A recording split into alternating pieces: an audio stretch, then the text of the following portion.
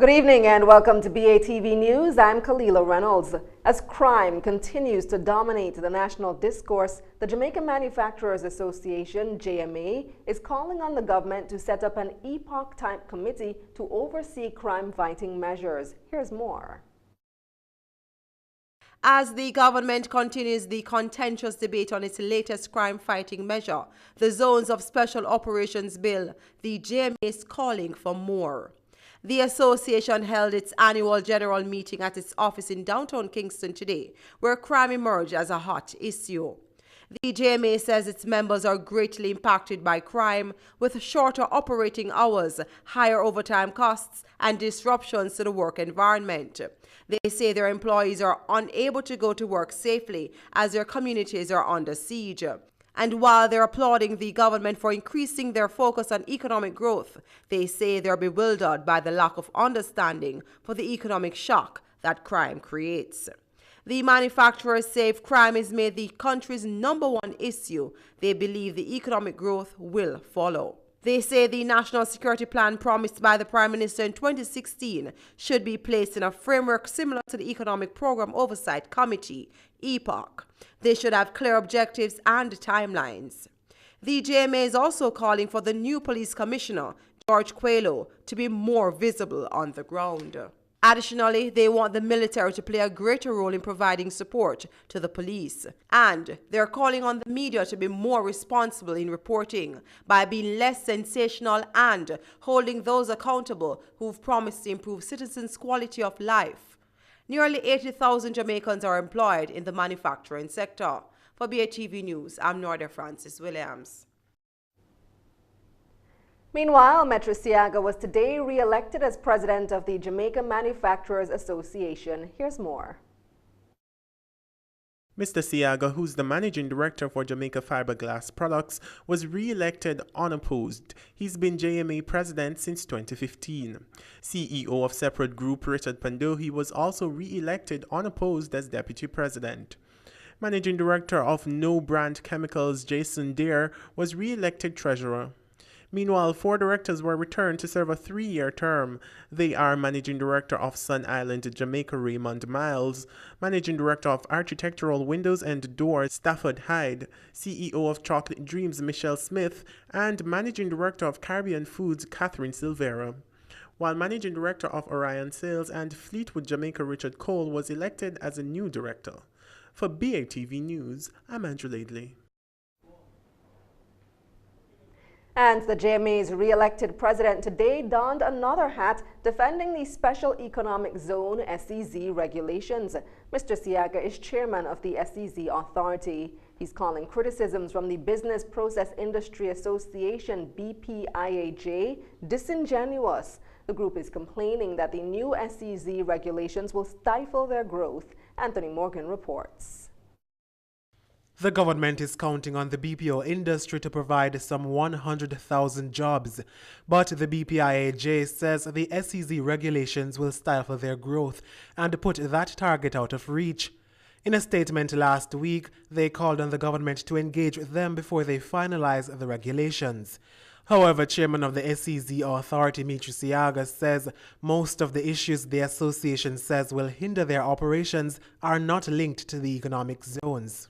That's a bit disingenuous. The things that they say are stifling them, most of them don't relate to the special economic zone, like property taxes or income taxes. There definitely is there are some new regulations that are going to abound for special economic zones, and there are going to be some fees. Among the BPIAJ's concerns is how the industry will be treated under the Special Economic Zone regime. But Mr. Siaga says the association needs to understand that the SEZ Authority will regulate significantly more than the BPO industry. It's trying to develop a world-class regulatory system and framework system for the entire economic zone regime, which spans a lot more than them. So they're an industry that have not paid any taxes, and they're an industry that have not had any regulation in the past, and I guess that's a change. It's a paradigm shift for them, and they don't like it. The chairman also adds that the new regulations are also intended to do more good than harm by ensuring that companies are practicing good governance. Various things, application forms, and just basic information that we need to get from people to ensure that they are meeting the regulations of the investment that they have said they're going to do. For example, if a company comes to Jamaica and applies for a space in the economic zone, they're going to get tax benefits. And we want to make sure that they have started within time and that they're doing what they say, things of that nature. Mr. Siaga also says it's disheartening to hear these concerns from the association, as they've had many meetings and consultations. In the meantime, Mr. Siaga says the SEZ already has a variety of companies and is in the process of transitioning close to 200 businesses into the SEZ. Understand that we are transitioning 183 companies that are currently free zone operators into the special economic zone. So that will be our starting base. For BATV News, I'm Anthony Morgan.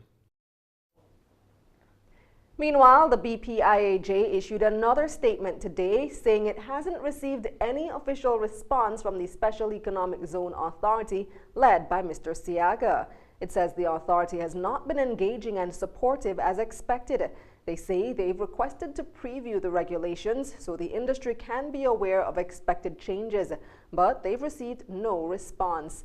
They say while they recognize that these special economic zones will cover various industries, they're still unsure how the BPO industry will be regulated under the regime. They say they're looking forward to immediately starting interactions with the support promised by the government. In the meantime, Mr. Siaga is confirming reports of a new car manufacturer coming to the island as part of the Special Economic Zone. While he refrained from giving the name of the manufacturer to BATV News, he says it should mean cheaper cars for the country. That certainly would be the intention, yes. Well, I don't want to put a date on it because they are currently working on the financing, but they are here in Jamaica. They are actively they have bought property. They are actively pursuing all of the avenues that they need to get this project going. And when we come back, we'll tell you why Digicel may be in hot water with the utilities regulator. Stay with us.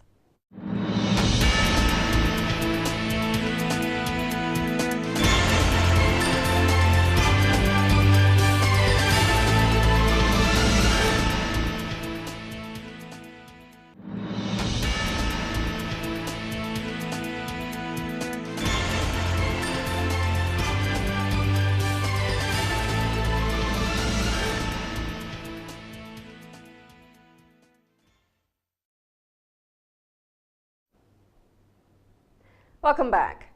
Digicel is being asked to explain why it's begun charging some prepaid customers a maintenance fee.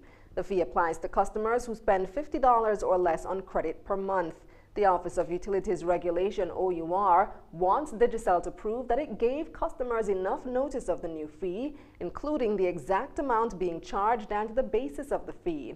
A statement from the OUR today says Digicel wrote to the regulator last week advising that the fee took effect June 22. According to the OUR, Digicel says the fee is to ensure that all customers adequately contribute to the cost of maintaining their accounts. But the OUR has hit back, saying that while Digicel has updated its terms on its website, there's no indication that they notified customers of the fee. The OUR says it's also disappointed that Digicel didn't notify them of the fee either before implementing it. Past president of the Incorporated Master Builders Association of Jamaica, IMAJ, Donald Mullings, is calling on the government to level the playing field in the country's construction industry. Mr. Mullings was speaking this morning at the Mona School of Business and Management Roundtable. Andrew Lathley reports. Mr. Mullins says the standards for foreign contractors aren't the same for Jamaicans. That's why he's calling on the government to restore equality in the industry. The main challenge is the inequitable allocation of contracts. Most of the major contracts are issued to foreign firms without the benefit of competitive bidding. Places like Water Commission, places like National Works Agency that deal with all these road programs, they are given out without the benefit of tender. The Jamaican contractor says construction can contribute significantly to the island's economic growth, but local contractors must be treated fairly and with respect. We also want, if we must bring these guys, which frankly we have no main problem with competition, but they must operate on a level playing field. We want the same terms, same tax structure, as I said, and they must adhere in every way to our laws. That's what we ask for. We ask for no special anything. It's just that all of us must operate by the same rules. In the meantime, the IMAJ's immediate past president, Carville Stewart, says the industry has been overlooked for a very long time. However, he notes that the government has come to realize its importance to economic growth. The industry has been sidelined. It has been sidelined by government public policies. I know they probably didn't intend it. We did try to advise them and warn them about the eventual results that will come from the policy in the way it was being pursued, but they were ignored. So now government has seen it necessary to bring foreigners into the industry in a way that government needed the support. For BATV News, I'm Andrew Laidley. The Bank of Jamaica dollars in foreign currency in a test run of its new auction system. They're calling it the Foreign Exchange Intervention and Trading Tool, FXITT, and it will be the BOJ's new way of selling foreign dollars to banks and authorized dealers going forward. The BOJ says it received 41 bids for close to $17 million in the inaugural auction today, meaning the markets requested nearly $7 million more than what the BOJ was selling. The bids ranged from a low of $127.50 for to a high of $60. The BOJ's next auction is scheduled for a month's time, Wednesday, July 26. Productive Business Solutions, PBS, is going to the market to raise some $41.5 million. They're offering both ordinary shares as well as preference stock in an initial public offering, which opens a week from today. PBS is a member of the Musson Jamaica group of companies run by Paul P.B. Scott. The company is the agent for Xerox in 15 countries in the region. The offer is valued at around 5.3 billion Jamaican dollars. The 30 million ordinary shares on offer will be sold at 55 US cents per share, while the 25.8 redeemed preference shares are priced at $1 Jamaican each. Lead broker NCB Capital Markets says the offer is being made in two markets, Jamaica, and closes July 24. According to the prospectus, PBS intends to use $17.5 million of the equity funds raised to retire existing debt. $13.7 million will go towards the company's working capital, while $8.7 million will be used to buy back shares from IFC, the private sector financing arm of the World Bank. And the last $1.7 million is to cover the listing fees. Stay with us. Regional and international news up next.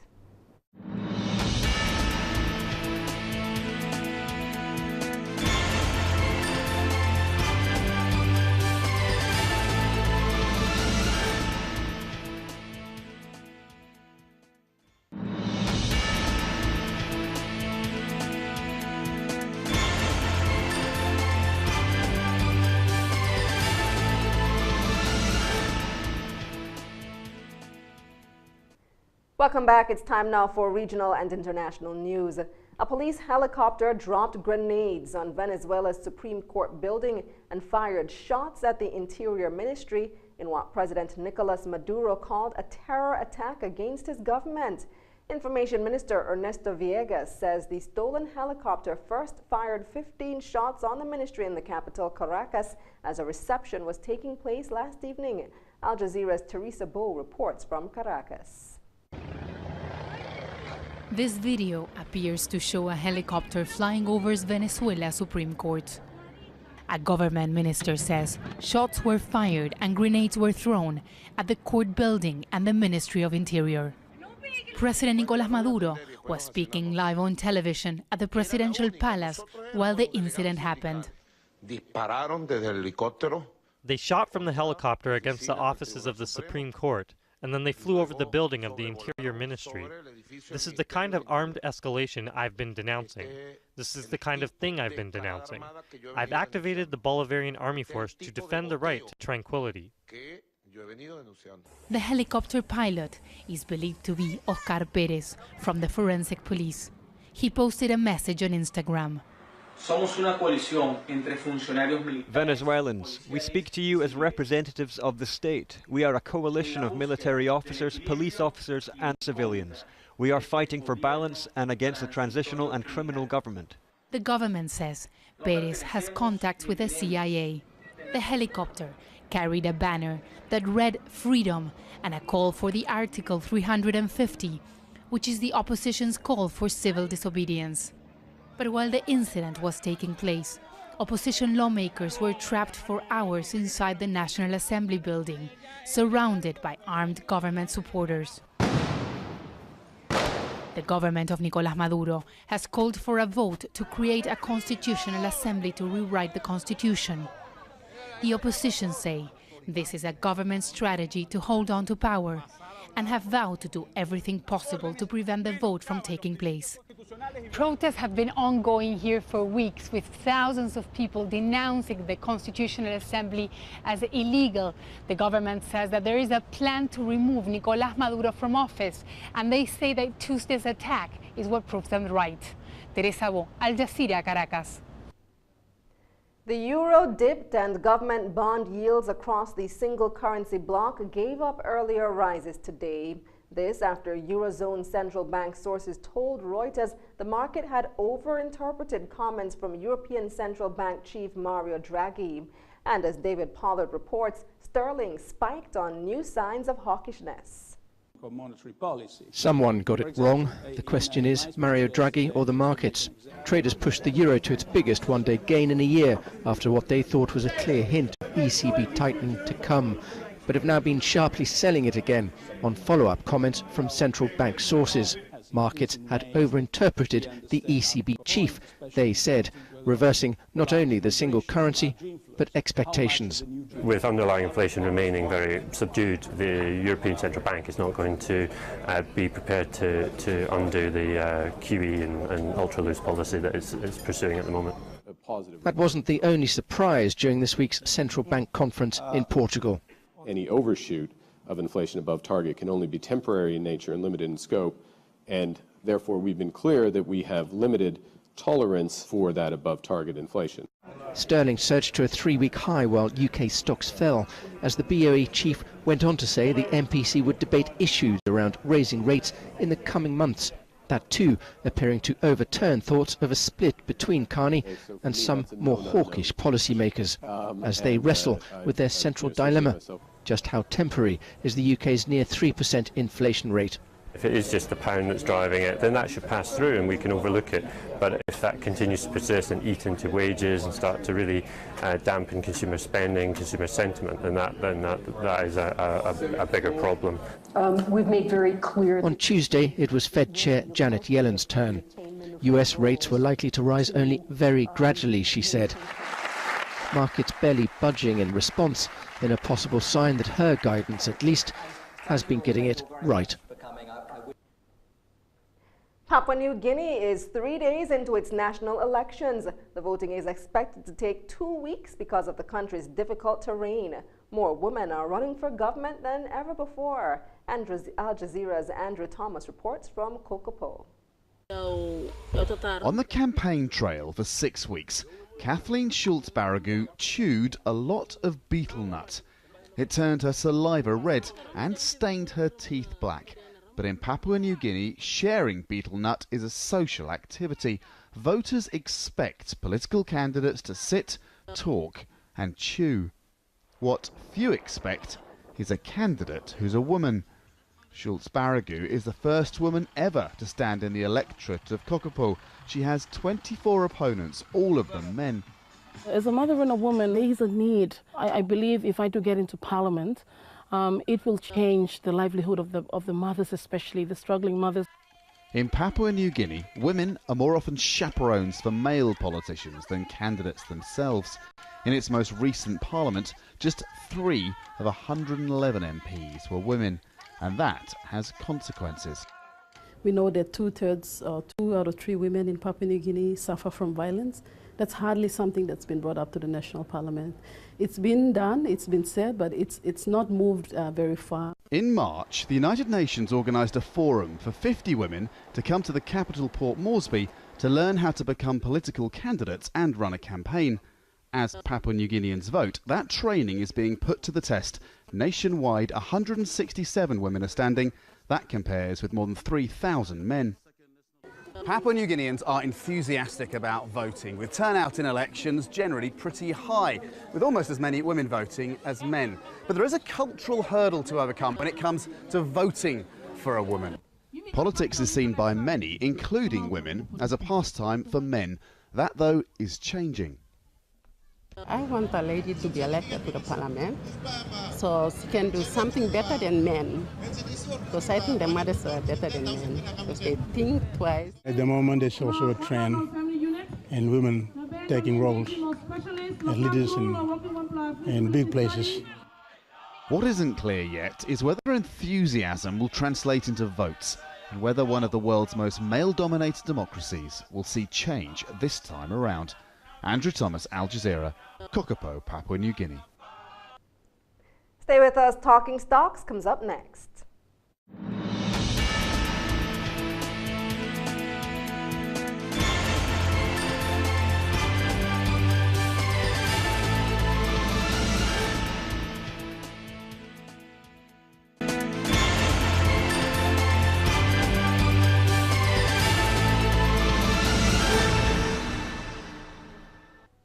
Welcome back. It's time now for Talking Stocks.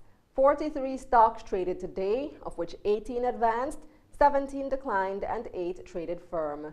The main JSE index declined by 952 points to close at 235,347. The junior index also declined by 10 points to close at 3,196. Over 2 million units traded, valued at more than $69 million on the Jamaican dollar market. And on the US dollar market, over 5,000 units traded, valued at more than $1,000 US. Scotia Group Jamaica, with over 734,000 units changing hands, accounted for 27% of market volume. Grace Kennedy was second with over 468,000 units trading. And Caribbean Producers, with over 269,000 units, accounted for 10% of market volume. Portland JSX was the top advancer, up $1.70 to close at $10.70, followed by Berger Paints up 98 cents to close at $13.99, and General Accident Insurance Company up 20 cents to close at $2.90.